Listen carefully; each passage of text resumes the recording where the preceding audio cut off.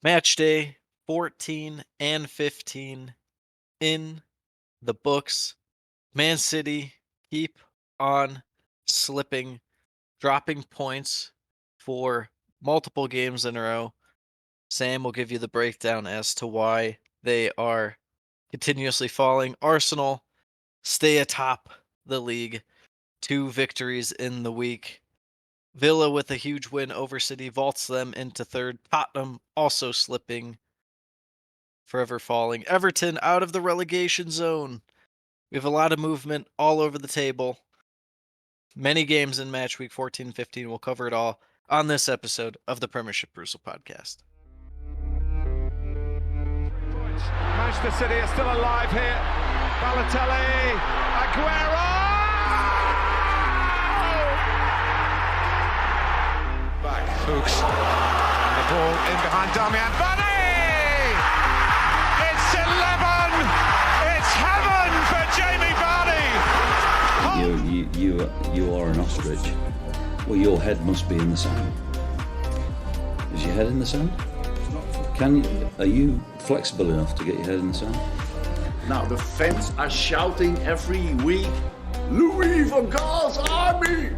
Louis van Gaal's army! Feet after a fabulous start, the game just got away from you there. I have nothing to say. Nothing to say about the game at all. Drama from day one! This is the league we want to watch!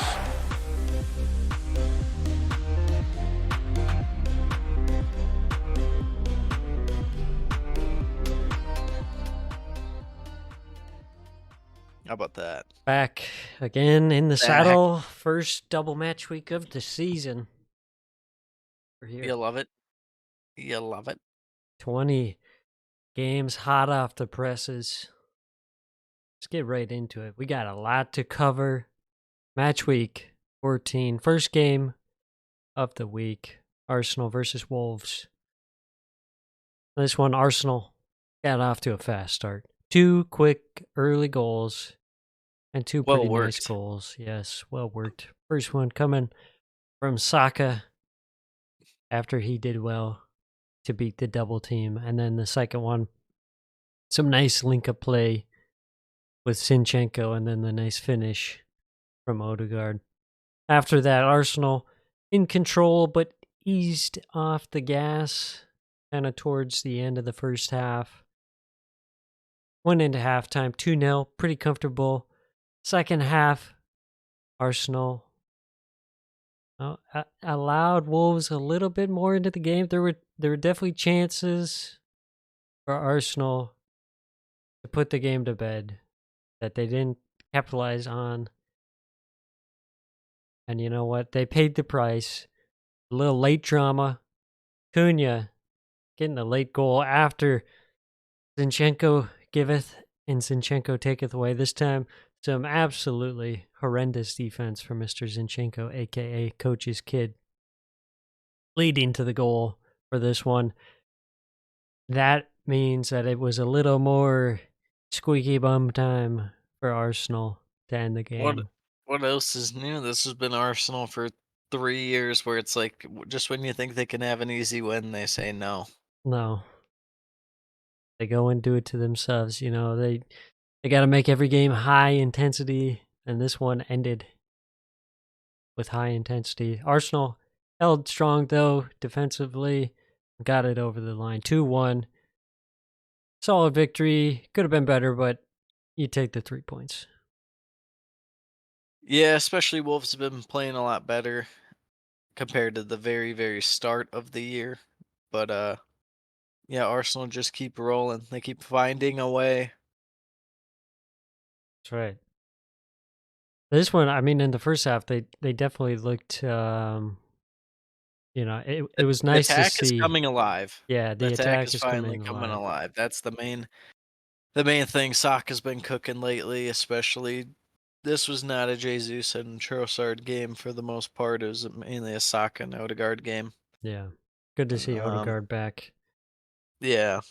Playing the level that we know he's capable. We say we, like, I'm in on Odegaard, Odegaard is your favorite player. So I know it. No, Kivior will forever hold a special place in my heart for allowing me to beat you in the fantasy That's league true. last year. The bench Until boost. he's gone. Until he's gone. He's my guy. Although Jorginho, Yeah, true. Ballon d'Or top 3 candidate, for Chelsea. So you take that. That's right. All right. Moving on to the second game of the week. A little Brentford versus Luton action. This one started kind of how you would expect. Luton just sitting back, playing some defense, allowing Brentford to come at them. And Brentford, not really the best in these situations when they have to, when the onus is on them. It's definitely more of a struggle. Yeah. So, Luton, their defense held strong in the first half. Not a whole lot of chances. Second half is kind of where the game popped off. And that started just after halftime. Neil Maupay getting on Yeah. the score sheet. He could be on Luton in like 8 years. Yeah, it could be. This one did not come down to any skill because of Neil Maupay. This one came down to the ball falling to Neil Maupay about 4 yards Yeah. in front of goal. But he scored it. You couldn't always say that. Now you can. That is definitely true. About 7 minutes later, Brentford, Brentford. too many All the BRs. bees. Brentford doubled the lead through Ben Mee's corner, deflects off of Carlton Morrison, and Luton, they battle back. They get a goal through Jacob Brown. Ross Barkley, I mean, this guy is spreading the He's ball been cooking. like He is butter cooking on warm lately. toast. He was kind of Fantastic. cooking against Arsenal too. He was. I mean, his passing range has been excellent. Mistake Chelsea from bring him Yanel too. back. Yeah, Mistake from Chelsea not keeping him. true. They could use him. Maybe break down Manchester United. Manchester United. Exactly. But Oh, you got Brentford, Shandon. yes, that's right. Shandon Baptiste, my guy, my favorite player on Brentford. Keen Lewis Potter making a good run into the box. A couple deflected shots, and the ball eventually falls to Baptiste with the tap in. Brentford sealed the deal 3-1. Got a little more interesting than it probably should have been just with that one goal from Luton, but overall, decent performance from Brentford. Getting the 3 goals, that's good for them to get on the score sheet. Yeah, especially no Ivan Tony, no um, you know Rico Henry even contributing to their attack somewhat, but getting production out of Neil Maupay. Uh, Mainly it's the question is how are they going to manufacture goals? Not even necessarily how are they going to score goals, but now they'll have Mbumo out for a while, Yeah, so that'll be tough. they just keep losing guys. Can't They've had a catch a rough break. go. Yeah, Gonna need the younger guys to step up again. yeah, Keen absolutely. Loose Potter, looking at you. Miles Pert Hart or Harris, that guy, Get in whoever you well. are, you got subbed in that game. Yes. All right. Moving on to the next game, an absolute disgrace of a game. This set the game back about 10 years. Game's gone Actually, the after I game watched was this. better 10 years ago, so it actually moved it back probably like 100 years. Yeah. Literally 1923 football right here. Yeah. When Ollie McBurney's out here getting reds and one team scores 5 goals, not good. Not Yep. good stuff. We're talking about Burnley versus Sheffield United. This one starting off right off the bat. Jay Rodriguez heading home from a beautiful ball from Charlie Taylor. Take the lead within like 30 seconds. It was pretty nutty. J Rod out here scoring in Where's he on the 2023. Luton scale? How many more? Maybe a good 2 years. I was gonna say put it at a year and a half for the over A under, year I and a half. guess. Where's Ashley Barnes to show up and sign for Luton? Believe that man is in the championship. After that, Sheffield did have some possession and some decent half chances, but Burnley got the second goal of the game. Brune Larson easily getting in behind the Sheffield United defense. Pretty weak effort there. And then Foderingham can't even muster up much of an effort to save the chance. 2-0. It's tough when, you know, you don't want to be hard on guys and act like we're amazing or anything, but it I am feels like amazing. one of us could be Wes Foderingham, no? Yes. Like we could be that level. Yes. I think so. I mean, this goal, he like barely even moved. He just kind Yeah, of stood there and right, and he's like, it's going in, lads. went in. It's going in. And then welcome to the world's dumbest player, Ollie McBurney. Not only does he elbow someone once, He does it twice. he does it twice. He could have seen a red card for the first one on O'Shea. But what's he do? He's like, just to Didn't O'Shea seal get a the yellow deal. for that too, for the scuffle? Or like a little Yes, I think he did coming get a together? yellow card, yeah.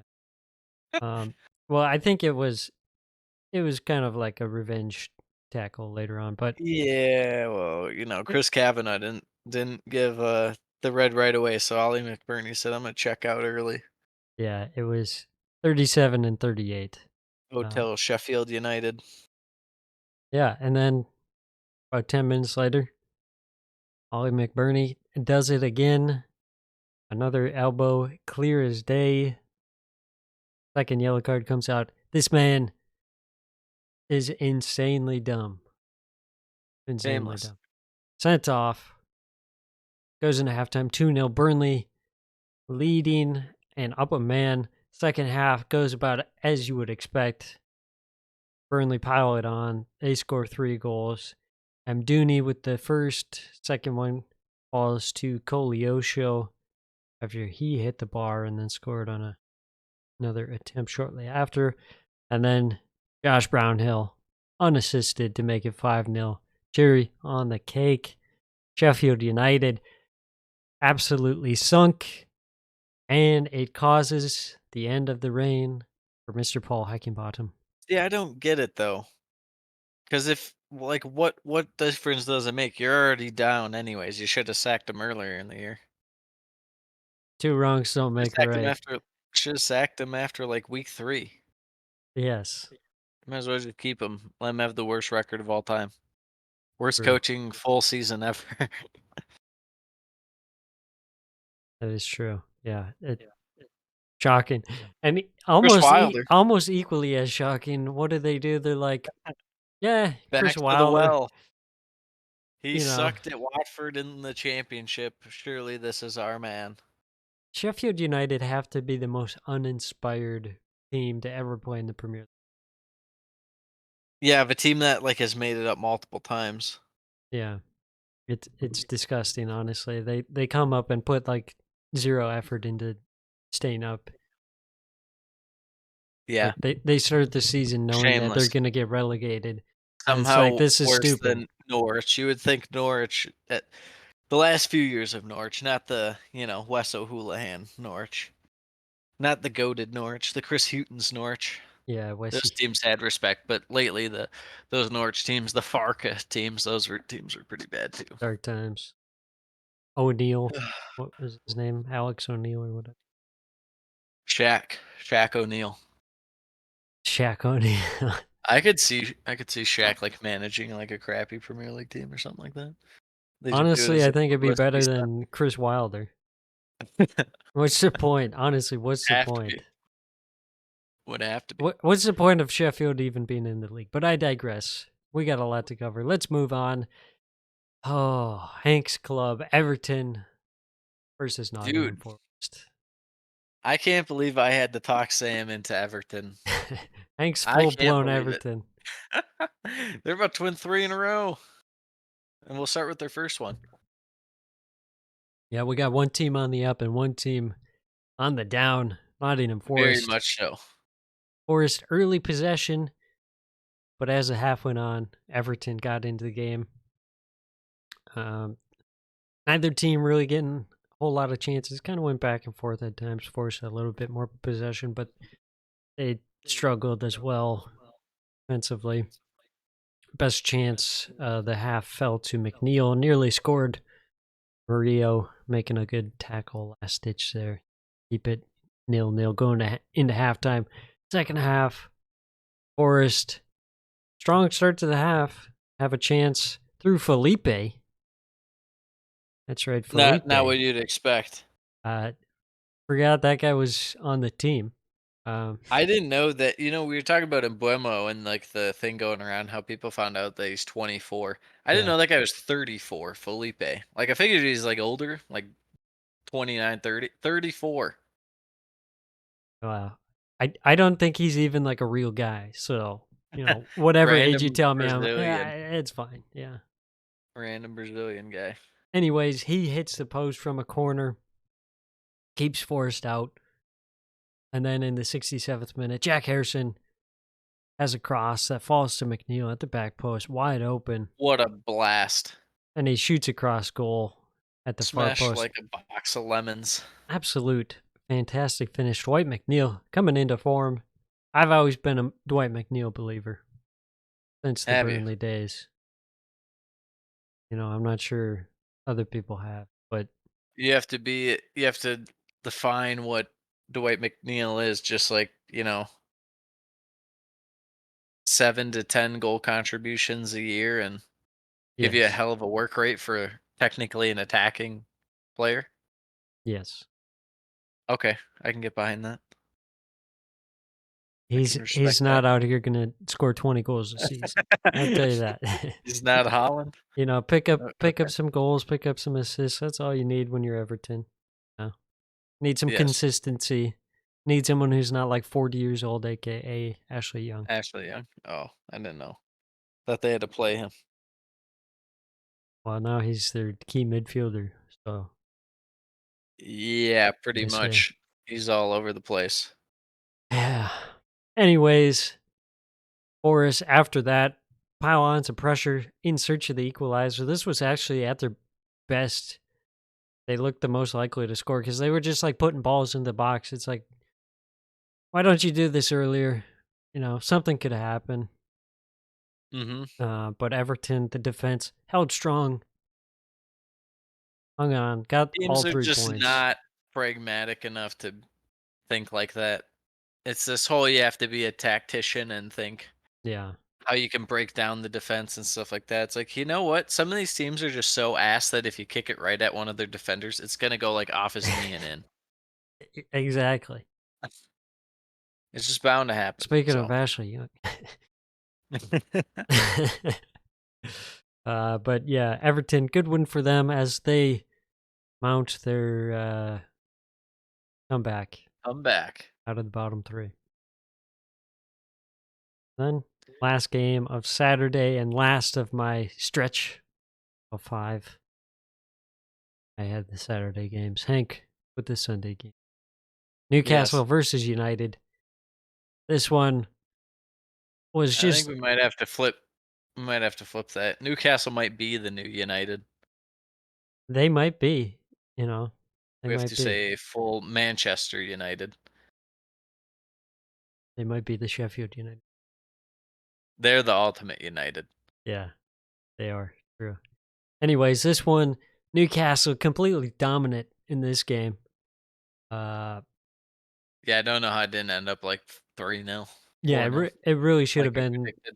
3-0 or something. United, just a complete lack of effort out of pretty much every player except maybe Garnacho. Well, he's their best player. You have guys like Marcus Rashford that are just like casually jogging. Like, what are you doing, man? You are possibly the most worthless player on the field right now.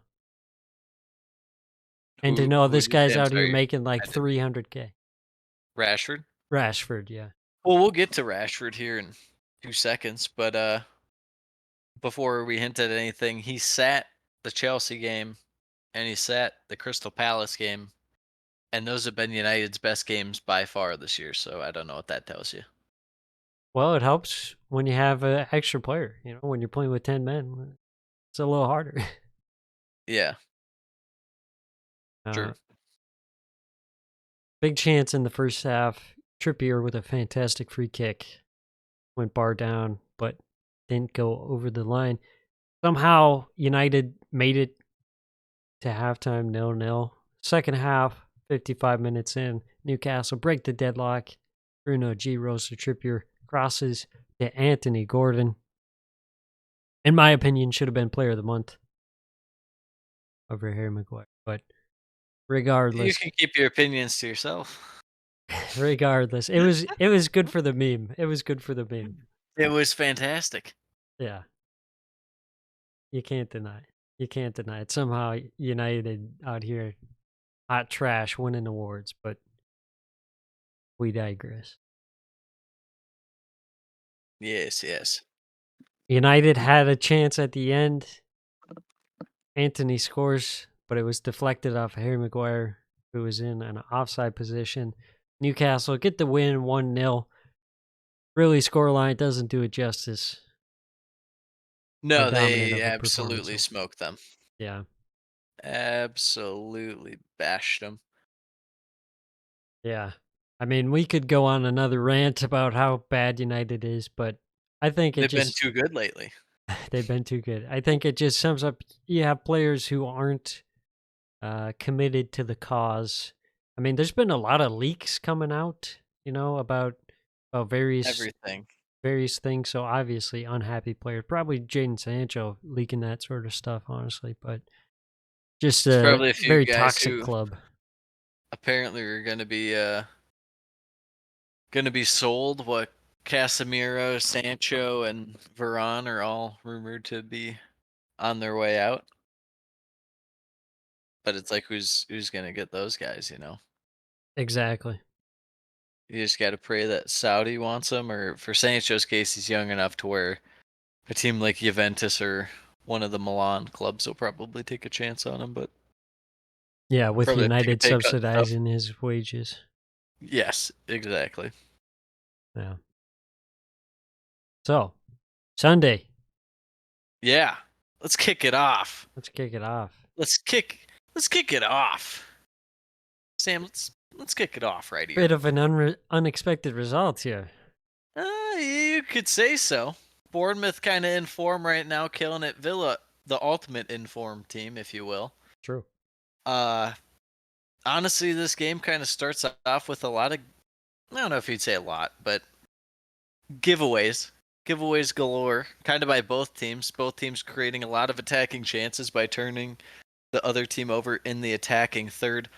Pretty open game. I feel like Bournemouth lately, especially, part of their success is playing a lot more, I don't know, compact, if you will.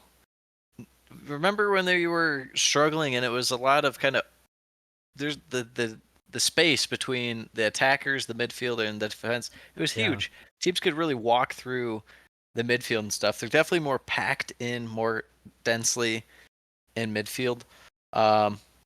Couple chances that go narrowly wide, one for Villa, one for Bournemouth, but then we get a goal. Semenyo, off a turnover, Ryan Christie turns Villa over, feeds Semenyo through. Semenyo, he's the man of Bournemouth right now, Sam. He's cooking, man. I've been saying he's been cooking. Yes, I like this guy. He has been popping off. I don't know how they were having him on the bench for like the first 10 games of the season, but yeah. You could kind of tell Villa were kind of getting more in the game in terms of attack and building their regular style. Started drawing a lot more fouls. And then, around the 20th minute, Leon Bailey, wide open, cuts in, little Iron Robin move right there. Slots it, far post to equalize. Makes it 1-1. After that, we had a Villa goal, but it was disallowed. Diego Carlos. Offside after the VAR review. Rest of the first half, couple of chances for Bournemouth. Is really a lot more kind of play in the middle of the field. Nothing too crazy. So it goes in halftime 1-1. Early in the second half, Sam. Big Dom slowly rolling along. Yep, he's heating up. Slowly rolling along. Gets a goal here. Just bad by Villa, kind of the Pau Torres sagging off a bit, but Diego Douglas Luiz kind of not really up on him. Nice turn by Solanke on that. Great little pass in by Kirkic, but the spacing from Villa, playing out of the back, losing the ball, and then not being organized. Kind of tough. And that's what really is the difference between their home form and away form is I feel like they're definitely just more error prone on the road. They seem a bit more frazzled and stuff when one pass goes wrong Hmm. as opposed to home. After that, rest of the second half was kind of Villa trying to pack it in, but Bournemouth holding strong for the most part. And then, Sam, very end, Ollie Watkins. I mean, what are you going to do? Nice little ball in by Diaby, but it was mainly a great header by Ollie Watkins. Had, what's his name? Zabarni? Yes. Draped all over him. Little flick on from the near post all the way to the back post from the edge of the 6-yard box. Fantastic stuff, to say the least. Finishes 2-2. I liked what I saw from Villa. I think sometimes we get a little caught up in the results because Bournemouth are playing better. It's one of those things where we look at the end of the year like, we dropped points to Bournemouth. But if you run into Bournemouth at the wrong time, it's not going to be easy. Yeah, they're a very different team than they were a month ago. Yes, most certainly. All right, moving on, Sam. We have Chelsea and Brighton. Very odd game. Very, very odd game. Can't you say that for like every Chelsea game though? Very odd It's game. not even, it's just like nothing about, there's like no flow, no consistency. It's how we used to say that like Brentford was the most random team. And they probably would be this year yet again. But I think they've just been topped by Chelsea. I don't think there's any other way to put it. Chelsea is like the most like Anything could happen. unpredictable. Yeah. They could be the best team in the world, or they could just be absolute garbage. They're not even bipolar. They're tripolar. They could be good, bad, or just mediocre. Yeah, and It it's could like be anything. impossible. It's not even like, oh, this is one It's that not Chelsea play style lose. dependent. Yeah. It's not play style dependent. It's not opponent dependent. It's just insanity. It's like a random throw of the dice. Yeah. This game, and it must be said, we'll reflect on what was said after the game, but De Zerbi said that Brighton played better the whole 90 minutes. Sam, you did not watch this game, and you know how brutally honest I am about Chelsea. That simply was not true in the first half. Brighton were significantly the worst team until Gallagher got sent off, and then Brighton killed Chelsea, it must be said. A couple early chances for Chelsea. Didn't really result in much, just half chances. And then Chelsea off a corner. Kind of goes way too far, but Badiashile chest. Well, I guess he takes it down, and then overhead kind of just pops it in the middle. Enzo Fernandez waiting there, gets a little tap in header. Colwell shields the defender from him, makes it 1-0 Chelsea. Few minutes later, Chelsea have another really good chance. Nicholas Jackson cannot convert, but it doesn't matter because they come back down and get another goal, this time off a corner again. Or I think it was. I got to think about this. Yes. Yeah, it was. Off a corner again. This time it was Jackson at the far post heading it all the way back across. Very similar to the first goal. Chelsea must have spotted something in Brighton's corner piece or set piece defending on that for them to do it back to back in a span of 4 minutes, but they have a 2-0 lead. After that, little share in terms of spread of possession. I'd say Chelsea almost conceded a goal because Bobby Sanchez let the ball roll into the net, which would have been Very funny. Bobby Sanchez had a Bobby Sanchez moment against Yeah, Brighton. Bobby Sanchez moment. Yeah. After that, it wasn't a whole lot. We did get one goal right before half. Facunda, what's his name? Buenanote? Buena However notte. Yeah. Facundo, buena notte. Scores a nice little curler to make it 2-1. And then, right before half, we have a red card. Conor Gallagher sent off for a second yellow. Must be said, I think he had to do it anyways with that transition. And that's just how Chelsea are right now. They think they can foul forever and that they won't get punished. But the work Gallagher has to do, and we'll talk about Gallagher for the United game. The work he has to do right now is crazy. Crazy how much work he's putting in. So that's just kind of how it goes.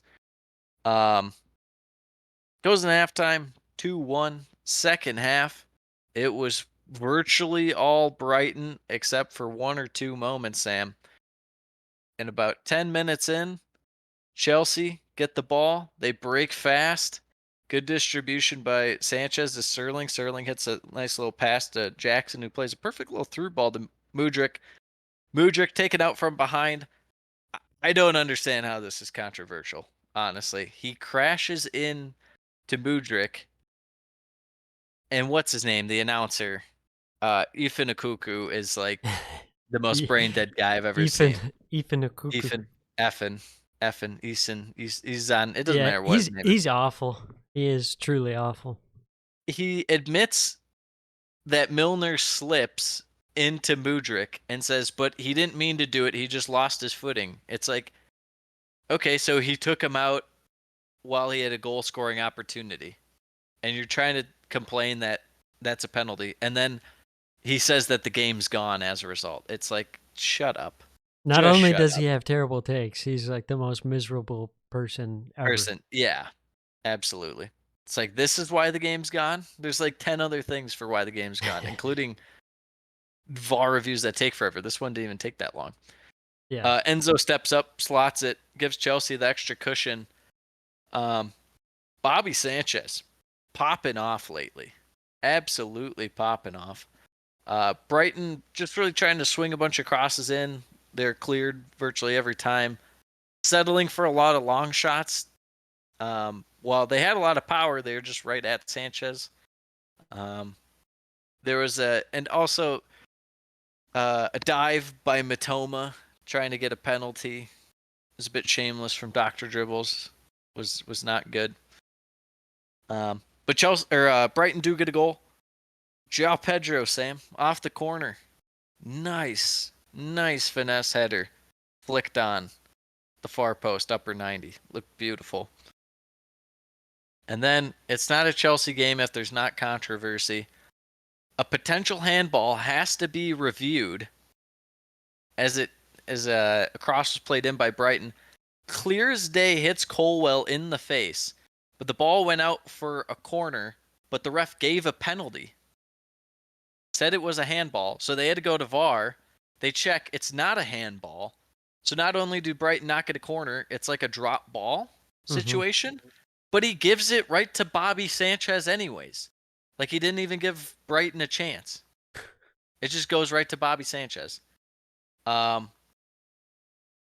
that, there was, I mean, there wasn't really any time left there because Chelsea just milked the clock. So it finishes 3-2. Very odd game. Very long game for no reason. I think it ended up being like 14 additional minutes just in the second half. This added time, Sam, it's killing me. It's insane. It's absolutely insane. killing me. It's just I hate it.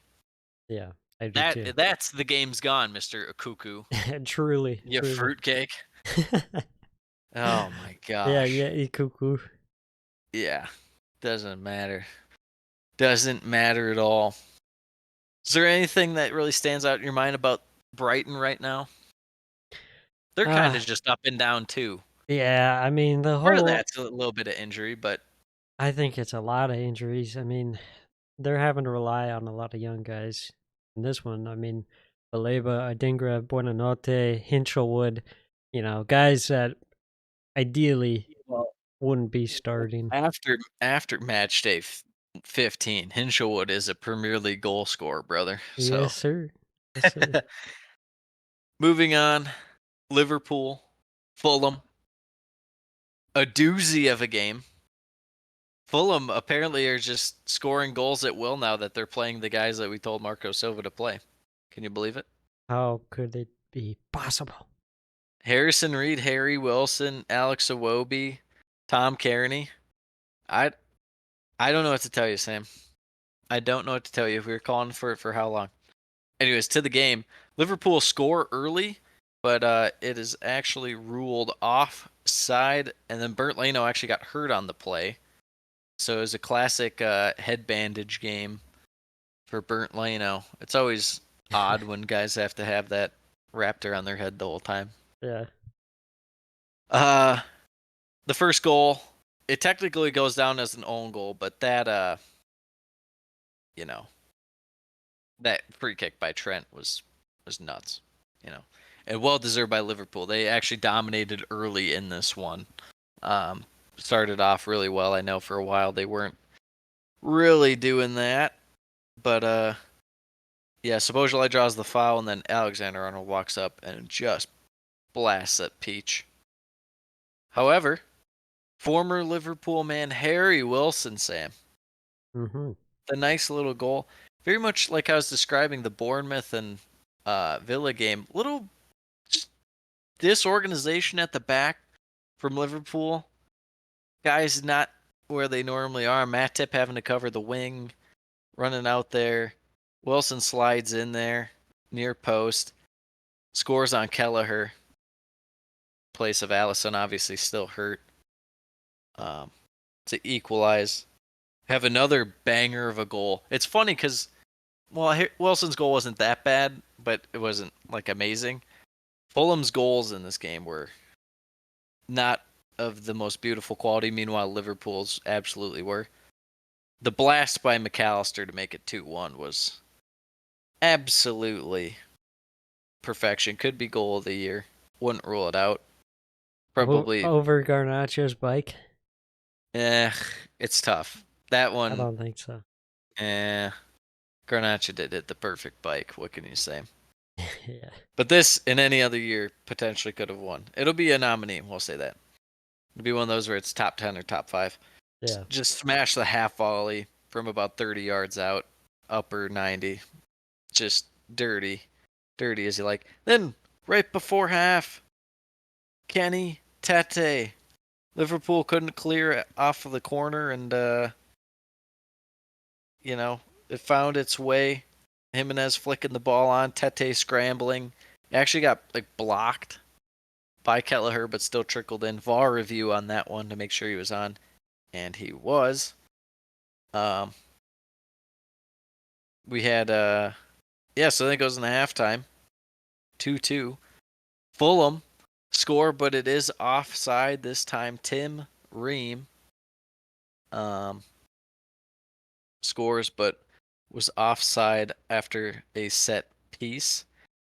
And then Liverpool on the counter, Mo Salah feeding your boy Darweezy Habibi, who hits the crossbar on a thunderbolt from 7 yards out, who immediately gets up and pumps the crowd up. Who could even try to do that? Who has that aura to do that, Sam? He's got the truly chaotic energy. I don't get it. If Nicholas Jackson tried to do that for Chelsea right now, he would get booed off the field. Even I feel like if someone at Arsenal tried to do that, even though the vibes are good, if Jesus or Nketiah did that, I don't know if he probably wouldn't get booed, but I don't think Arsenal fans would immediately be like Liverpool fans were losing their mind. This guy, you don't want to say a flop, but he hasn't hit the ground running results wise, but the fact they could just do that and people are behind him, it's so awesome. He does try very hard. Yes. You have to admit it. I mean, he's kind of like the South American Timo Werner. Okay. Yeah, I can see it. I can see it with It's just like Like a if Timo pasty Werner was boy like who insane. yeah, yeah, pasty boy that just like, you don't really know what he's gonna do. Yeah, it's definitely the personality's off, but Yeah, play style is the same. Um, Nunez has hit the post 5 times this year. Do you know that? 3 times more than anyone else. I believe it. Watch next year, he'll actually score like 20. And It'll be funny. the real question is, what's the average distance on hitting the cross or hitting the post? I mean, I feel like it every seems like time 6 yards it's like out. 5, yeah, I was gonna say 5 to 10 yards out. It's insanity. Yeah. Um, he had another real good chance that he just completely shanked.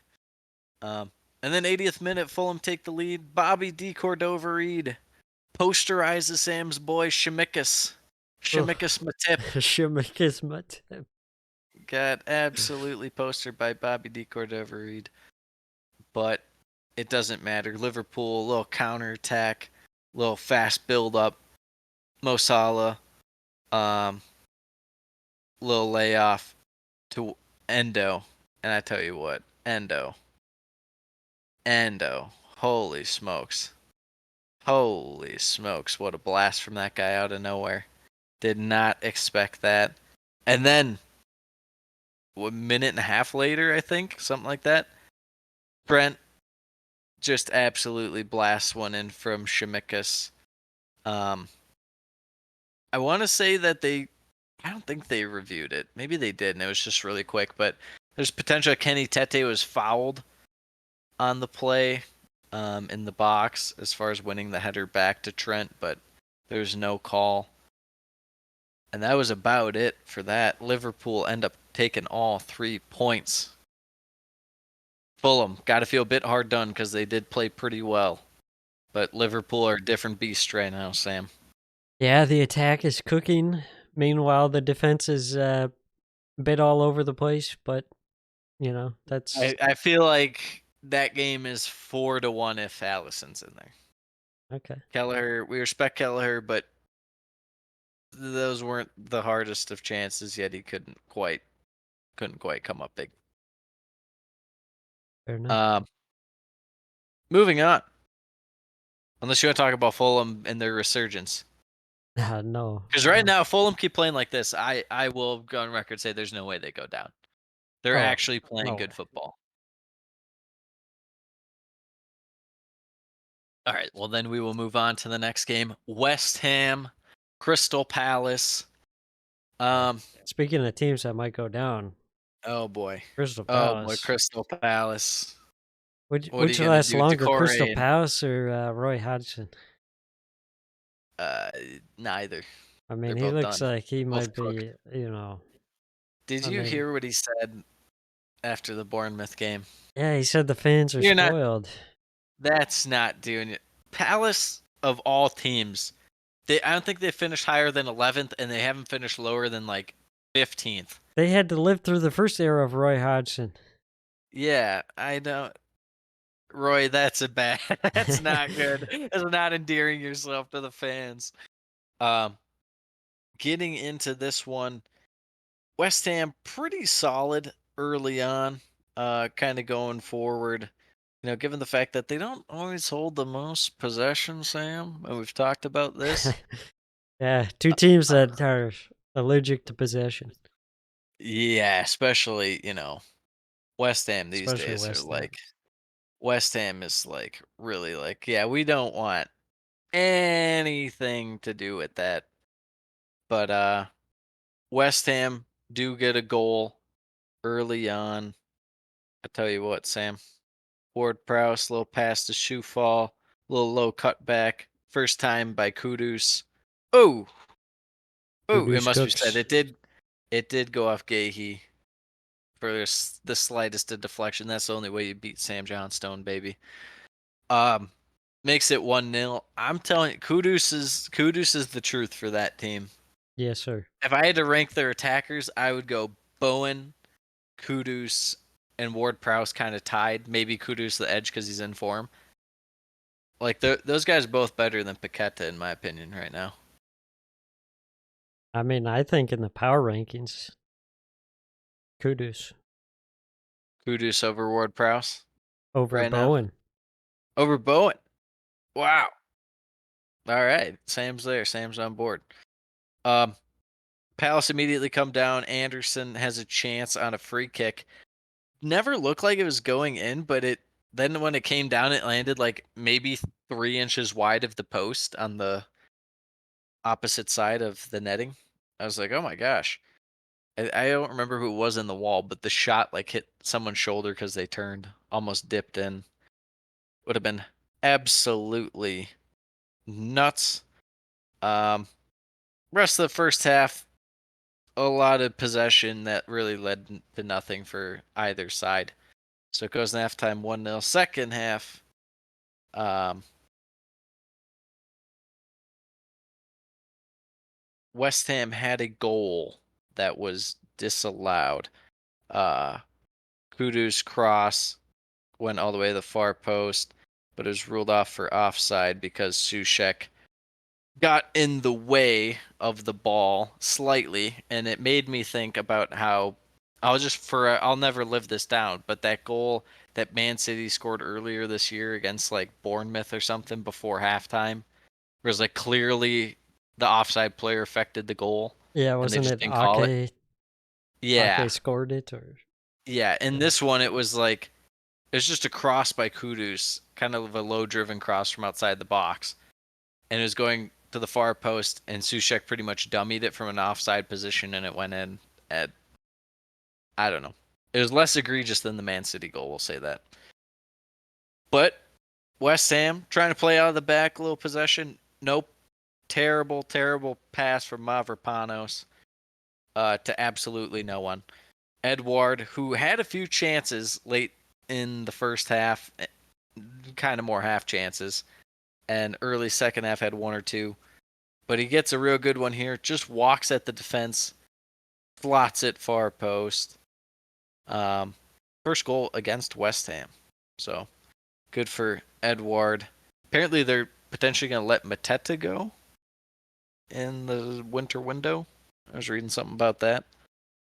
We'll see about that. Um, but after that, it was a lot of Palace kind of sitting back and just absorbing pressure from West Ham. Mavropanos actually almost giveth and taketh as he almost scored a goal for West Ham, went just wide. Um, and Jared Bowen had a pretty good one. Sam Johnstone able to save. Finishes 1-1. A very uninspiring performance from Palace. I think if anything, West Ham maybe deserved a 1-0 or 2-1 victory, but what are you going to do? At least Palace saw a way to get a point. Yeah. I just didn't really feel great about this one. Obviously, with the injuries, it's tough, but, you know, I think they're just going to go super defensive, and they'll probably have Gahey, Anderson, and Chris Richards as a back three, and they'll have, like, Ward and Mitchell kind of play as the back five for the most part, because they're not going to be attacking that much. And they're But just going yeah, to haven't rely on they've been doing like Chris Richards as kind of like a 6. kind of, yeah, he's a little more forward than the other two, but, you know, given how they have to set up when they're in um, defense, he's dropping pretty far back. And it's really just Edouard and Elise forward because Ayu's coming back with Lerma and Will Hughes as well. So it's not the prettiest football from Crystal Palace at the moment, but you have to be a little practical, I suppose. Can't just be playing open games. Unfortunately for them. At West Ham, the attack slowly getting better. That's all I can say, and it's because you put Kudus in as a full-time starter. Yeah. It's about time. Moving on, final game of Sunday. We have Man City. We have Tottenham, Sam. Yeah, I tell you that's what, right. Man City, few chances early, but it's Tottenham who get the first goal. The first chance they have, they counterattack well. It's Heung-Min Son just dusting anyone who could get back for Man City. I think the last guy ended up being Doku. Scores off the assist from Kulishevsky, makes it 1-0. And then Son giveth, Son taketh. set piece free kick for Man City swung in, goes just above Basuma's head, right onto Son's leg, deflects into the net to make it 1-1.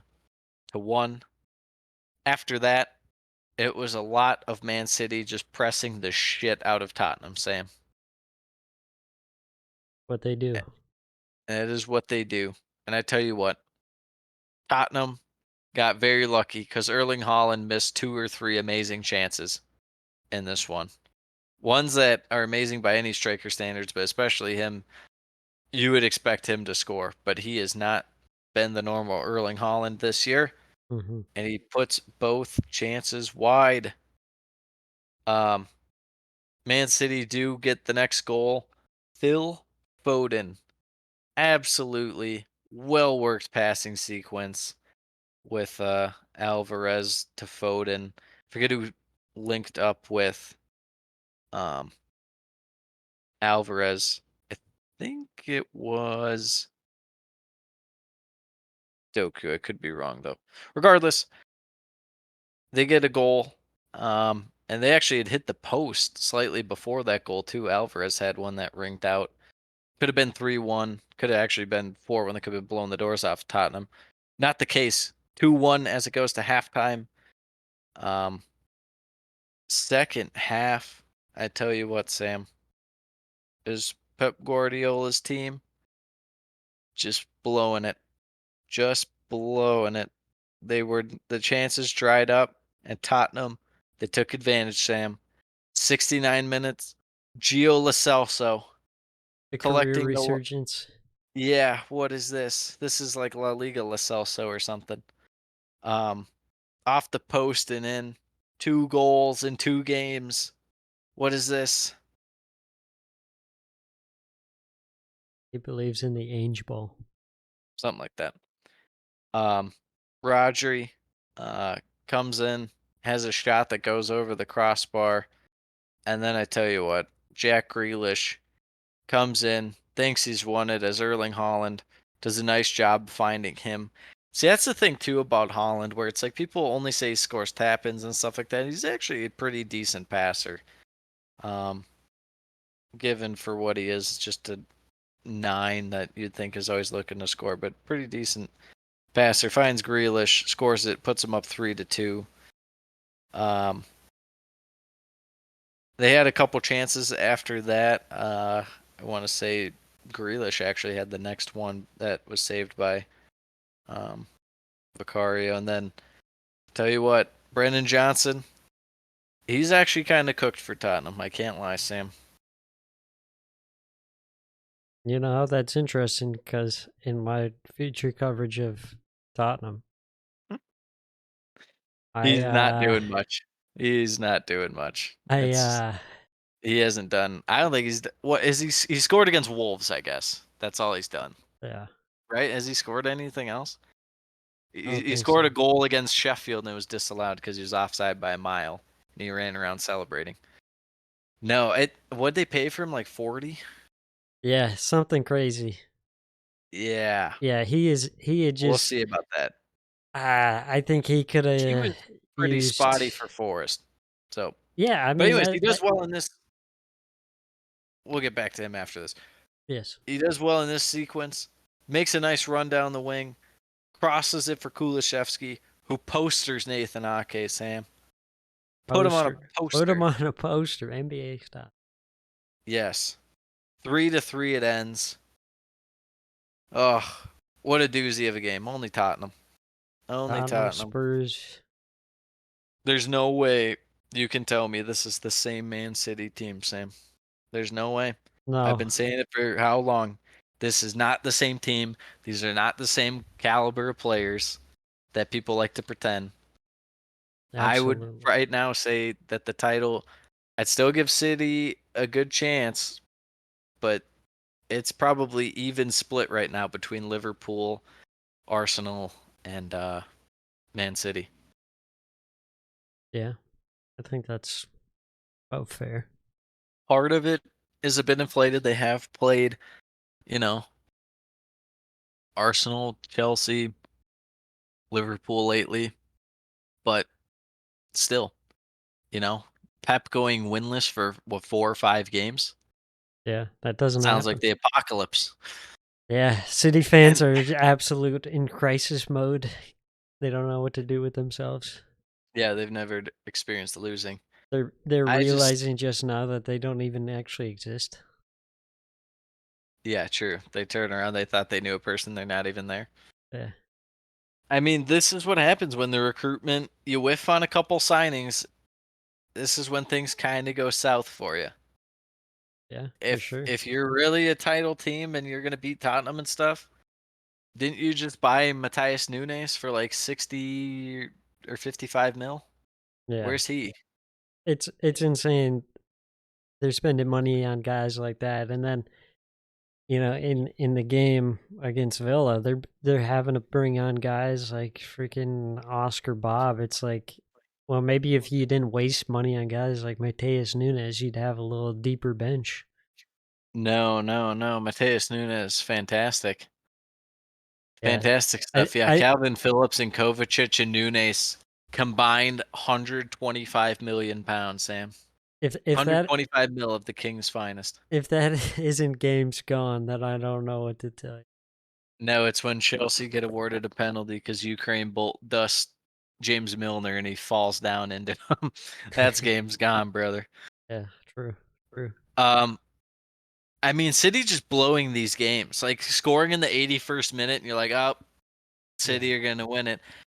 Remember a couple years ago, like when Foden scored against Everton at Goodison, and it's like there's like 10 minutes left, and you're just like, oh, that's it, they won.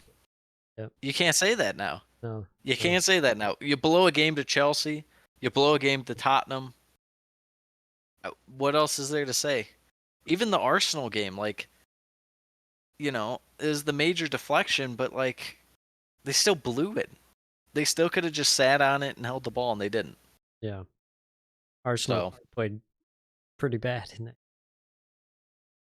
so yeah, this is not the same Man City side. I I'm telling you, it's an even split. I'm still leaning Liverpool. I know you are too, but that's because you're anti-jinxing Arsenal. I genuinely believe Liverpool are the best team. The same Arsenal team that conceded 3 goals to Luton. Hey, well, what are we talking about here? Is Luton good or not? Well, yes, but I don't know if they're 3 goals against Arsenal good. They are, because I just watched it. I know they are. I just witnessed it. Let's move on to the Yes. other match day. Yes, Uh, that's first, right. first one, Wolves, Burnley. Burnley coming off a fat, juicy win. Wolves coming off a tough loss to Arsenal. Burnley in the first 20 minutes actually looked pretty good. They had a couple chances. They also had a handful of half chances on top of the one or two good chances. They really had like 3 or 4 half chances, and they absolutely wasted those half chances like you wouldn't believe. Just rose-ed balls over and over and over on the shots. You say I wouldn't believe, but You do I believe. think I fully believe. Yeah, I suppose. Um, First real good chance for Wolves came on a counterattack. Sarabia had a shot that deflected, and Trafford had to actually push it over as it looked like it was going to go in. After that, little balanced for both sides. Nothing in terms of chances, really. And then a huge chance for Burnley.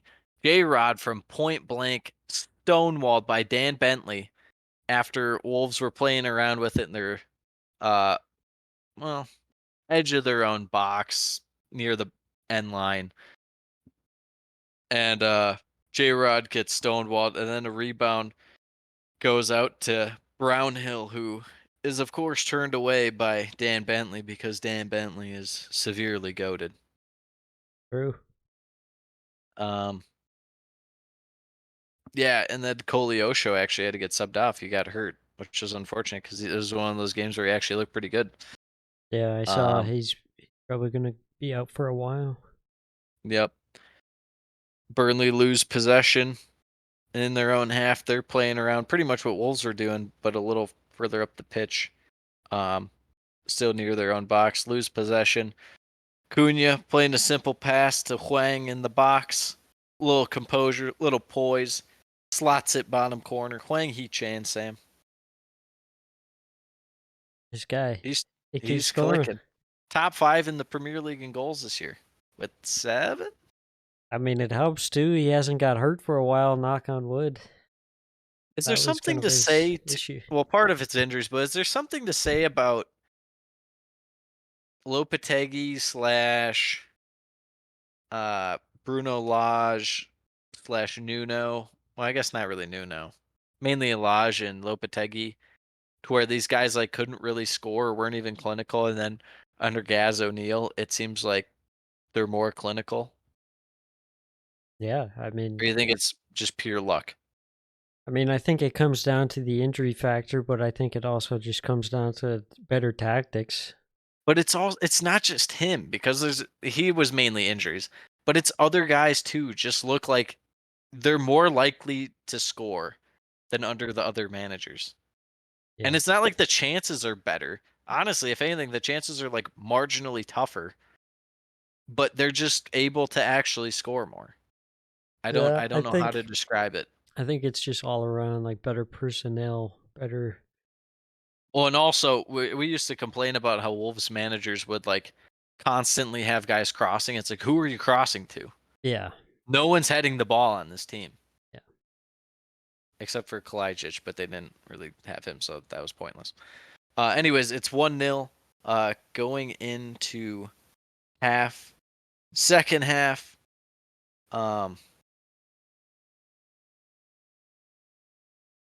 What did happen in the second half? Early, they had a free kick for Sarabia. Cunha also had a long effort. Really kind of more half chances than anything.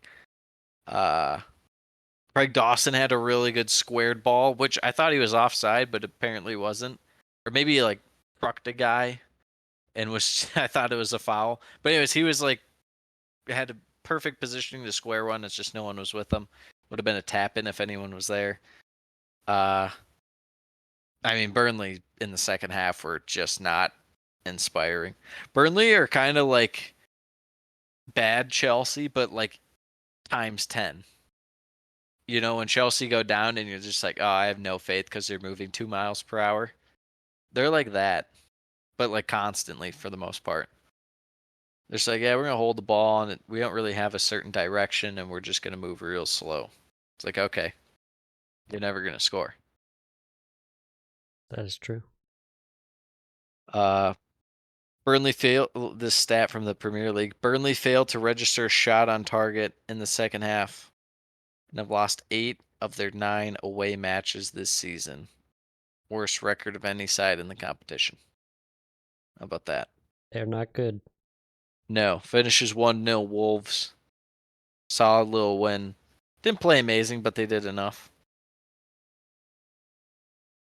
Yeah, that's all that matters. You get it across the line, especially against those kinds of teams. You know, they drop points against Sheffield earlier in the season, so just put it to bed. All right, moving on to a chaotic game, one that probably no one ever expected for this scoreline to happen. No, I predicted 1-0 Arsenal. Yeah, I figured it'd be a tough game going to the Ken.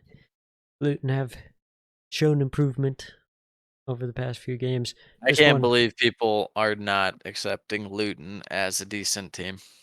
Yeah, maybe now. Hurts my feelings.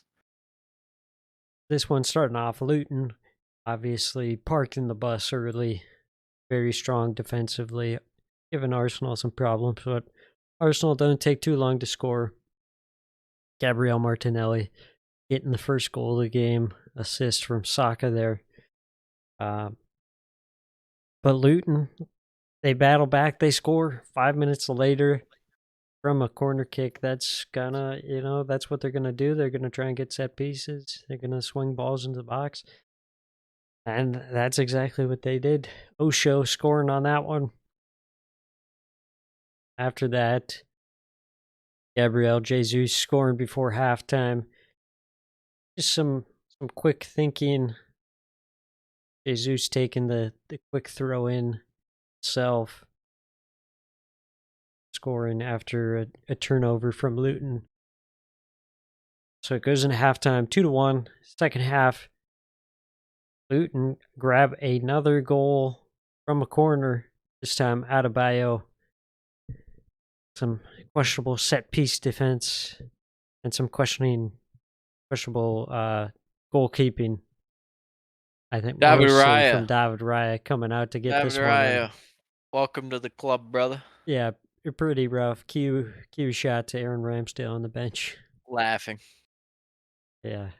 I said this once they made the switch to, like, not permanently, because obviously anything can change, but now that it's been a good while for Raya, I just didn't feel like Raya moved the needle enough.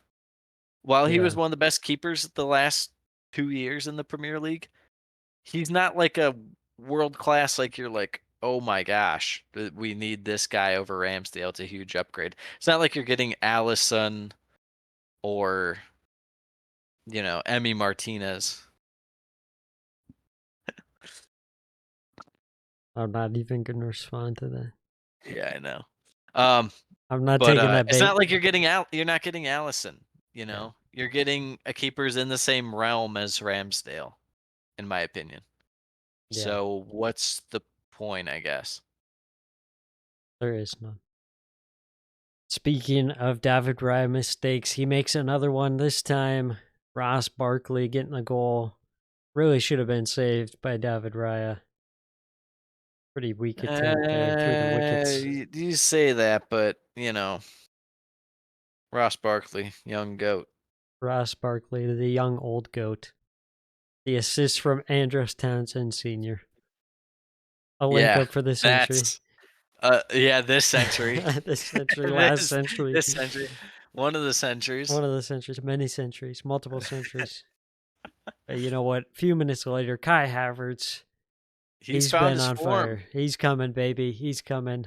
He's making good on the 65 mil. He actually played pretty well this game. At least in the midfield. At least you're getting goal contributions out of your Chelsea reject. Some teams aren't so lucky. That's true. That's true. Yeah, nice play there. Kai Havertz kind of getting in behind. Same kind of finish that he's had previously. He just gets his, he controls the ball, does a little half volley.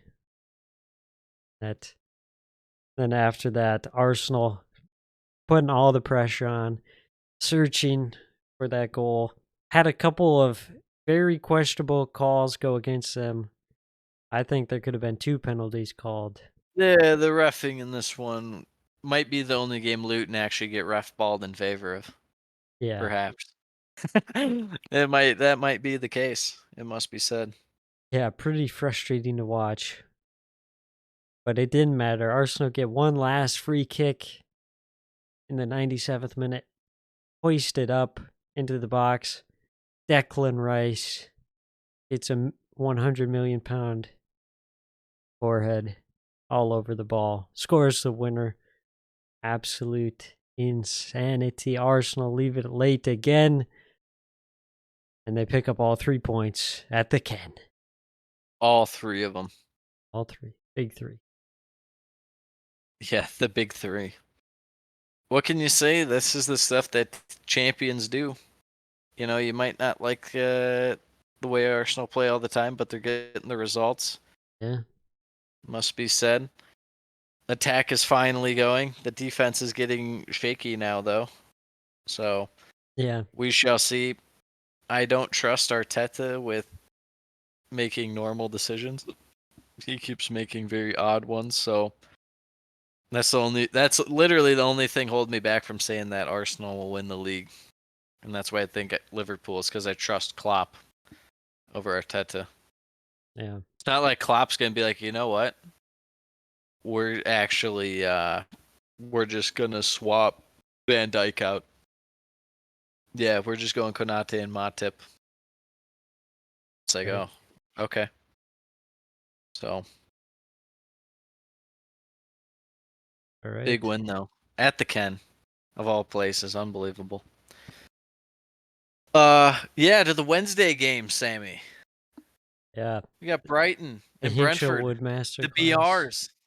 The BRs. Going at BRs. it. I must ask, what do you think about Brentford's away kits? I feel like they're just like the color scheme is great, but they Yes. just The kind of design. messed up the The Yeah. dark blue with the seafoam green works so well. With a And little even like the little bit pink of like purple pink. Yeah, but the front of stripes. it, it's like tiles cracking or Yeah. something. And I'm Uh, like, what the hell am I looking at? yeah, I'm not sure. Otherwise, it could be a pretty nice kit. It's close. Um. Anyways, to the game, Brighton, uh, you know, I would say controlled the game, but they weren't very threatening, to say the least. They had a couple chances that went wide. Nothing, nothing that really you'll remember. The main moment was about 25 minutes in, and Yanalt makes a run into the box. And this guy, I've noticed this in the preseason, didn't think much of it, and now I've seen it. He did against Chelsea too. He got away with one where they called Jackson for the foul, but I'm not sure it really was one. The Van Hecke, the Dutch guy, John he Paul. kind he just kind of gets torched. Like he's just not in good position. He's not athletic enough to recover, and it's like, I just don't like that. He gives away a penalty here to Yanalt. Boemo steps up and scores to make it 1-0, Sam. Yes, sir. But it's okay for Brighton fans at least because they immediately come down and Doctor dribbles. He's alive. Mm-hmm. Little layoff to Pascal Gross, edge of the box. Nice dipping shot, bottom right corner to the far post. Sweet as you like from Pascal Gross. Yeah, I think that's part of Brighton's thing. Last year you could kind of rely on everyone. And now this year it's a good thing that they actually went out and got a few guys for depth reasons because they've had so many injuries. Because you come in there, you're like, oh, their squad's a little big. I don't know how this is all going to work. Well, good thing they added those guys. I don't know what I'm talking about because they definitely needed it because they've had a handful of injuries to say the least. But if they can get a little more consistency, a little less injury, feel a lot better about them. Anyways, to the game. This is when Brian and Buemo goes down. I think it was like the 35th minute, 36th minute. He went down, and it's not looking great for him. Brentford are going to be without him for a little bit. Late in the first half, Brighton, a handful of chances that were, kind of half chances. So it goes into halftime 1-1. Second half, Brentford open up, have a real good chance cleared off the line by Brighton. That was pretty nuts. And then Brighton went down, and about 30 seconds later, it's Pascal Gross hanging up across for Jack Hinkleshwood. Hinkleshwood. He scores. Hinchellwood. Who would have guessed? I call him Hinkleshwood. We don't call him Hinkleshwood. Hinchel. Yeah, that's a better sounding name. Just absolutely postered someone. I don't even remember who it is. That poor soul doesn't want me to even mention who it was. Exactly. But You'll see it him was a on the good, poster. yeah, it was a good through ball by Matoma to get Gross in the space, kind of near the end line, and then chip pass in and bada bing, bada boom. Hinkleshwood, not Hinchelwood, Hinkleshwood, with the little dunk on whoever that was. Let me look at the lineup here, see who they had Take out that, there. Jack. I don't know who it was. Maybe it's King Regardless. Lewis Potter, but I don't know what he would have been doing back there. Yeah, regardless, it didn't really matter. I tell you what, there's about 20 to 30 minutes to this game where about zip happened, Sam. There was a whole lot of nothing going on in this second half. I will tell you that much, brother. I believe it. It was kind of just Brentford just trying to get something going, and they really couldn't. And it was Brighton just holding the ball just to hold the ball. And it ends up just finishing 2-1 Brighton. Yeah. Solid victory there against Brentford. Pick Yeah, up the 3 points. nothing special, but a result nonetheless. If you're Brentford, you're just going in and you're like, it'll be kind of tough. But also, it's like, man, that was really, really uninspiring, and we lost in Bumo. Yeah. Pretty rough go. Pretty rough. All right, moving on to the next game. Crystal Palace versus Bournemouth. Speaking of uninspiring, Crystal Palace in this one. Completely uninspiring, believe it or not. Game was pretty even to start the match. Both sides had some spells of possession. Not a whole lot of chances between the two. Semenyo had one early chance. Opening goal of the game, 25 minutes in. Bournemouth taking the lead. Sinister's flicked on header falls to Senesi, 2 yards out. I like Senesi back in the lineup for Bournemouth. He was on my daily team for that day. Oh, he's cooking. He is cooking. Jordan He Ayew is had a cooking. chance. Forced a save out of Jose Sa. It's not going in unless it's against Arsenal. That's You know true. that, and I know that. Towards the end of the half, Bournemouth kind of established more control. Went into halftime 1-0. Second half, Palace came out of the gates pretty well. Relatively, they had a good chance right off the bat. Jefferson Lerma had a shot hit off the post. And then they had more possession, but then really struggled to create chances. Bournemouth weren't too caught up at the back, trying to defend against Palace because Palace just kind of made it easy for them. Just a real lack of creativity, really missing as a for some reason they waited to bring on Mateta until like the 86th minute, which I don't understand the rationale in that when you're down a goal, and it's like just bring him on, hoof the ball up, but they decided not to do that. Had very little going for them. Then Bournemouth add a second right at the end of the game. Kiefer Moore, my guy, Yes. he's back. He's He's returned. alive. Scores for the first time in like over a year. Yeah. Very poor defense on that one for Crystal Palace. But yeah, Bournemouth pick up another win. Great spell. 4 games. They picked up 3 wins and a draw against Newcastle, Sheffield United, Villa, and Crystal Palace. I'd say that's pretty fantastic for Bournemouth, especially considering how they Where they started were. off the season. So, Where they were, man. yeah. Yeah. Good going. Good going. Bournemouth, not so good going, but it's okay, Palace. Don't worry. You should feel lucky. Yeah, you were spoiled. You're spoiled by Roy Ball, baby. Um, Speaking of spoiled, Fulham right now are spoiled by some champagne football. As in, it's more a disaster for Nottingham Forest right now, Sam. It truly is. This game was unbelievable. Nottingham Forest were like, this was like peak Nottingham Forest, just like being caught out, like not moving. It looked terrible.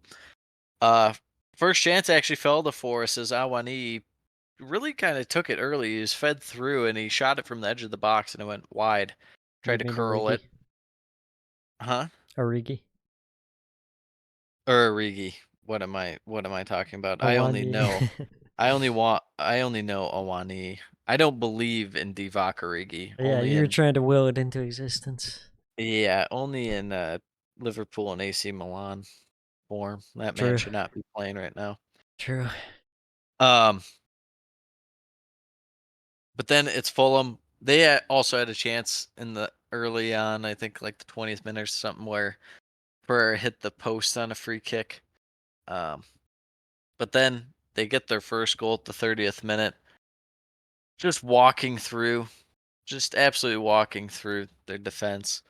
Harry Wilson, a little layoff to Willian as he sprints past the center back. Willian pulls it back, has a nice little through ball slash kind of low cross driven to Iwobi at the back post, who taps it in.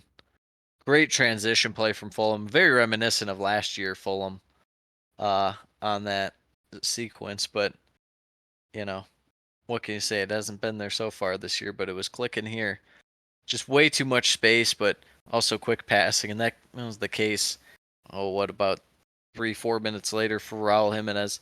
Iwobi played into space up the wing, connects a pass to Pereira, and Pereira with a little dink through ball to Jimenez, who roofs it. Just roofs it. Past what's the Greek guy's name? Their goalie who used to be at Benfica, who sucks. Vlachodimos or something along those lines. Yeah, something like that. Vlachodimos. Last chance Odysseus. of the first half was fell to Iwobi, who had a curler from the edge of the box after Forrest couldn't clear, and it went pretty wide. Could have been a little better, but what can you do? Um, Second half, Raul Jimenez just keeps rolling. Had a chance from near the edge of the box that went wide, but then he gets another goal. Sam, another goal Can you believe for it? Raul Jimenez. 2 goals in a game for Raul Jimenez. Yeah, when's Here the we last were time saying that he wouldn't do happened? anything the whole year, and then we should have remembered. Yeah, they get to play Nottingham Forest. Um, I mean, it started from they just were fouled in midfield, and they didn't even take like the free kick like quickly. They just kind of passed it forward, and then little hoofball and Forrest shambolic at the back, getting pushed around by Jimenez, makes it 3-0, and then very well 20 minutes after, Iwobi from Harry Wilson. Just no one really picking up Iwobi at the far post. He's able to not have a tap in, but virtually a tap in from like 8 yards out because Demos can't cover shit. And also Forrest, they're defending, nowhere to be found. Makes it 4-0 and then 5-0 to cap it off after a absolutely just pathetic giveaway in midfield by was it Yates 22? Yeah, Yates. And then Fulham just walk it in. Pereira to Kearney makes it 5. What else you got to say, Sam? You play our guys. We have faith. You And you cook. know what? Well, we cooked. We cooked, and now they cooked. Yeah, we just had to tell Marco Silva. Yeah. We were like, hey, you're going to lose your job because you're going to freak out for no reason, or you can just play Tom Kearney and Harry Wilson. He's like, all right, Yeah. say less. Say less. It also helps when you play teams that make Raul Jimenez look okay. You know what? I think Steve Cooper, we need to free the boy, Matt Turner. Bring him back. First off, it made no sense why they didn't just keep rolling with them. Honestly, it makes no sense why they didn't just go Dean Henderson, but they That's just true. didn't want to pay it, I guess. But whatever. Yeah, I don't know. Forrest on the brink right now, uneasy. Apparently, Cooper's in a must-win. What happened today? Like banished Joe Worrell and some other shitbox player for from training forever, so they're gonna be just released or sold in the winter window. Did you see that? Yes. Yeah, good stuff. Um, yeah, not much to say. He's in a must-win this week against Wolves, so it Yeah. is what it is. The Fulham clicking. Yeah, it's they're in a weird spot. I thought Forest were kind of I still think they can. They've just hit a rough patch. they've hit a rough patch. Yeah. I thought they I were still, getting a little more consistency, but they've really struggled lately. Yeah, they beat Villa, and ever since then, it's kind of been eh. So let's go to a team that's consistently struggled the whole year, but they do have a win coming up in a couple weeks when they play Chelsea. Sheffield Yeah, United Sheffield United against Liverpool. This against one, liver ass cheeky. pool. Uh, Fucking uh, Trent. Trent, What yeah, the hell was he doing? the full moon is out. There's no way. There's no way. Like you just didn't feel like your ass hanging out of your shorts. You stole my damn thunder, man. I was Well, about you to can hit still it. go. You can still cook. Anyways, this one went about as you would expect. Liverpool dominating possession. Sheffield United did have some chances on the counter through Cameron Archer, who's like the only decent player on Sheffield United, but he wasn't able to make anything out of the chances. Liverpool, both their goals controversial. The first one, Van Dijk scores from a corner after he tripped someone. I forget who it was. I think it was Ahmed Ozic on that one, and then had a completely free header, so that was a little questionable. That one with Trent releasing the full moon just before the corner kick just pulls the shorts down Entirely. entirely. His cheeks hanging out in the cold breeze. Commentators couldn't even say anything. I think they were stunned. Yeah, I Meanwhile, mean, I he was literally like, just had his butt cheeks hanging out. I was like, what is going on, dude? Like, that's not even like plumber's crack, man. That's like That's like full ass hanging out of your pants. that's full moon, man. Better watch out. The werewolves are coming out after that. And it was immortalized because they scored on that corner kick. So that goes in the Yeah, no history one would have books. forgot anyways, but because they scored, it's more like, wow. He Yeah. like conjured some energy by having his shorts like down to like his lower back thighs. It Insanity. just fucking makes me laugh, man. Thinking about it. It's like, what are you doing, man? What are you doing? No shame. He No had no shame. shame. Uh He's just like, anyways. I'm gonna hit it. I can only Anyways. imagine the shit he took from his teammates True. after that. Yeah. Anyways, goes into halftime 1-0, second half. Also, can we talk about like who the hell is Sheffield playing? Andre Brooks and William Osula? Who are these guys? They're guys. They're I mean, you got to play yeah, someone apparently. else, right? You can't How roll with did the same this lineup after how getting did this thumped team by get Burnley. promoted? Like automatic promotion. This team achieved that last year. I don't. We got some problems. Championship. Yeah, Might as Liverpool well have didn't sent even look that Millwall up. great. Honestly, their defense looked kind of shaky against the counterattack, which is a little startling. But Well, Sheffield United you know, not very good. it's Joe Gomez. Anyways, Liverpool eventually grab a second goal. This time, Darwin Núñez wins the ball back after just going with the scissor kick from behind. You love it. Wins the ball back and then finds Sabozalai, who is completely wide open. I'm not sure how that happened, but he was for the 2-0. That one finishes 2-0. Not a very inspiring 2-0 victory, but, it is what it is.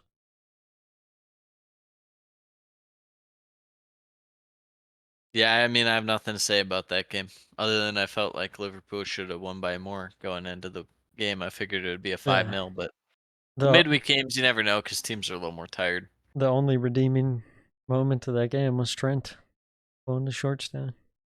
Yep. He saved it for you. Pure comedy. All right, moving on to a much different game on the opposite end of the spectrum. Very much a competitive game. Aston Villa versus Man City.